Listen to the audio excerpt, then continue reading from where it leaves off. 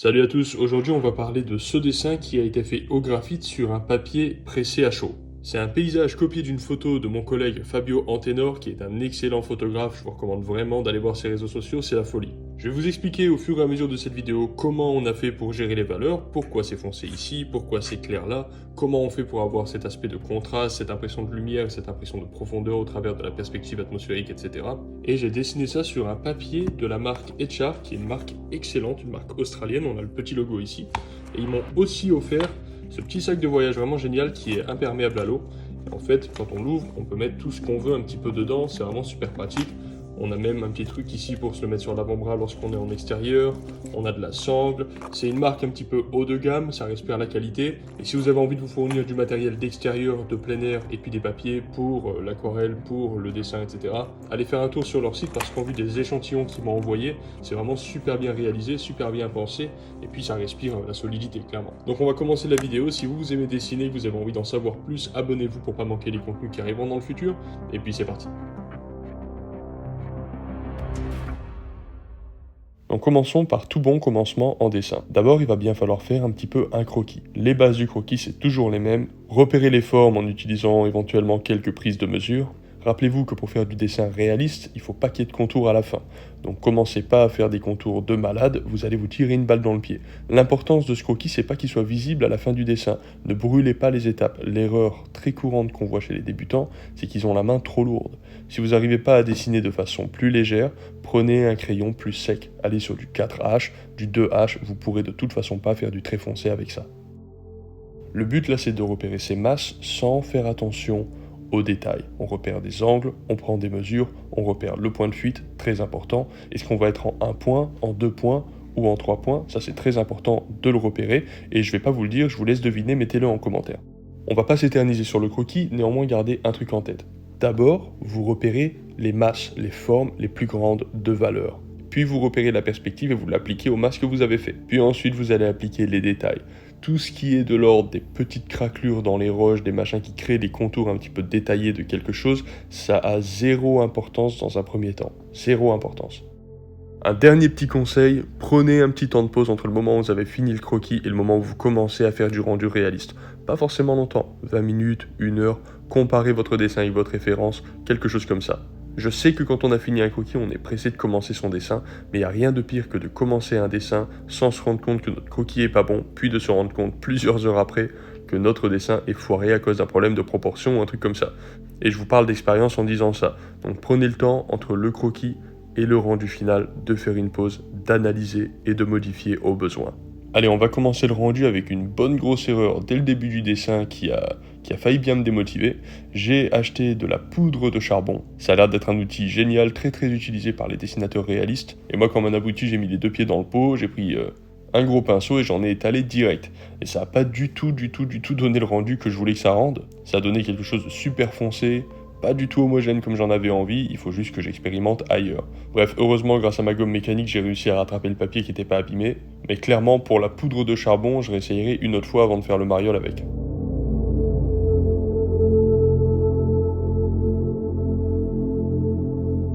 Ensuite, on va tout simplement repérer les zones de clair et les zones de foncé, et on va foncer de façon homogène toutes les zones qui sont foncées.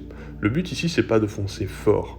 On va monter les valeurs petit à petit, de façon progressive. Donc même si là, je pose un gris qui est trop clair par rapport à la tonalité finale, je fais comme un fond. C'est ça aussi qui va donner ce côté doux et homogène au dessin par la suite. Je veux pas aller trop vite dans les foncés avec quelque chose de noir. Je pourrais, en théorie, c'est tout à fait possible de faire comme ça, mais c'est pas mon approche, c'est pas ma stratégie. Je préfère largement voir petit à petit les valeurs s'augmenter, on voit petit à petit au fur et à mesure du dessin, la profondeur s'installer, etc., sur l'ensemble du dessin de façon homogène. Et surtout, n'hésitez pas à foncer des grandes zones. Lorsque vous voyez un modèle et que vous plissez les yeux pour accentuer les contrastes, vous allez voir des zones de blanc, puis des zones de foncé. N'hésitez surtout pas à mettre du foncé partout sur les zones qui vous paraissent foncées. Même si vous pouvez voir que dans les zones de foncé, il y a des zones de très foncé et des zones beaucoup moins foncées, voire même quelquefois des zones de blanc, n'hésitez pas à griser l'entièreté de la chose. Vous ferez ressortir vos clairs par la suite, vous refoncerez par la suite pour refaire des contrastes.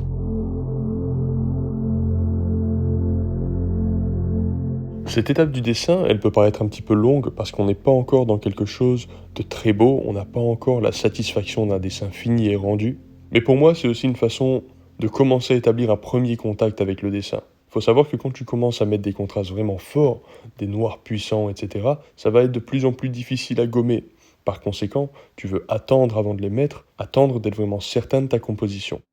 Ensuite, une fois que j'ai mis des bases, je vais pouvoir venir avec un crayon 4B et justement maintenant commencer à foncer plus. Toujours pareil, j'abîme pas mon papier. Si je vois que mon crayon il est pas assez foncé, je défonce pas mon crayon sur ma feuille et ma feuille avec.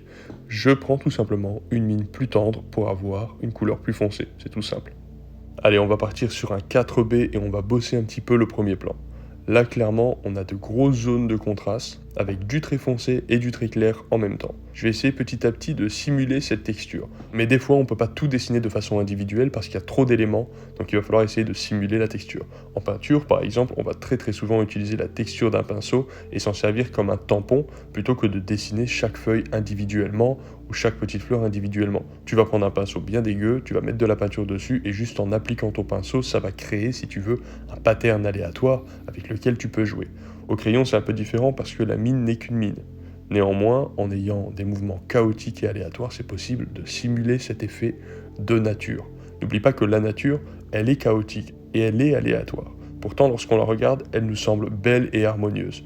Mais justement, c'est dans ce chaos que tu vas trouver l'harmonie. C'est un petit peu paradoxal. Mais de façon générale, les mouvements trop répétitifs et les patterns trop répétitifs vont créer quelque chose de mécanique, pas naturel et assez peu harmonieux. A l'inverse, les patterns chaotiques, qu'on va pouvoir trouver dans les plantes, dans les roches, dans les nuages, etc., vont nous sembler plus harmonieux parce que plus de variété, une variété plus naturelle en quelque sorte. Comme tu peux voir, petit à petit, mon dessin prend en contraste, mais ça se fait de façon vraiment graduelle. Je commence par dessiner avec du 2 ou du 4H, puis j'aime passer au HB, puis je passe au 2B, puis 4, puis 8B. Évidemment, il y a 3B, 5B, 6B, il y a plein de crayons différents, mais en général, je pense que 4 ou 5 crayons, ça suffit largement. À une époque, je dessinais que avec des critériums et ça me permettait largement de faire des dessins avec une gamme de valeurs très large aussi. Comme tu peux voir, malgré les taches foncées que je mets à droite à gauche, je garde petit à petit mes foncés pour la fin. Et au fur et à mesure que je dessine, je resserre ma lumière à l'intérieur du dessin, comme un petit peu sur la photo finalement. Évidemment, là je recopie. Mais quand je recopie, j'essaye constamment de comprendre pourquoi les choses réagissent comme elles réagissent.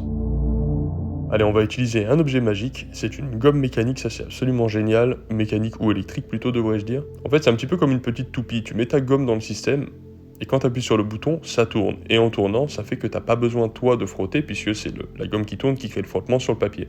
Résultat des courses, tu peux comme ça enlever des points de lumière très ponctuels, ça gomme de façon très puissante. Et du coup, c'est absolument génial parce que ça permet de travailler en négatif. Donc là, comme tout à l'heure, je crée du chaos, mais je crée du chaos organisé de sorte à ce que ça ressemble à des petites fleurs. Le tout, c'est de faire en sorte que ça ressemble pas à une robe à pois. Donc tu veux garder de la diversité, tu veux garder de l'aléatoire, tu veux garder du chaos. Je peux venir aussi refaire jaillir la lumière dans le ciel, car au fur et à mesure que je dessine, le gris commence à s'étaler un petit peu, parfois je frotte un peu avec ma main de sorte à justement créer un petit peu du gris partout, sachant que je vais pouvoir revenir gommer. C'est pour ça que personnellement j'aime les crayons graphite, c'est parce qu'ils se gomment très facilement. Et c'est pas le cas de tous les crayons, il y a des crayons plus ou moins gras qui se gomment pas trop. Personnellement j'aime beaucoup travailler par soustraction, ça c'est assez subjectif, il y a plein de gens qui pourraient faire un dessin tout aussi beau, voire beaucoup plus beau avec des crayons gras qui se gomment moins, ça c'est pas tellement un problème. Dans tous les cas, dans mon cas, je fais en sorte que mon dessin ait un petit peu du gris partout à un certain moment, de sorte à pouvoir avoir la satisfaction de prendre ma gomme et puis de refaire jaillir mes lumières. Je trouve que c'est une façon très efficace de refaire ressortir la lumière. La gomme mie-de-pain aussi est quelque chose d'assez génial, et je m'en sers tout le temps. Et maintenant, je passe au 8B et je reviens de nouveau contraster ce que j'avais déjà contrasté. C'est marrant parce qu'il y a quelques minutes, j'avais contrasté, j'avais mis du foncé sur le gris, et on avait presque l'impression que c'était noir sur le moment. Et finalement, c'était simplement en contraste avec un gris qui était clair que ça donnait cette impression.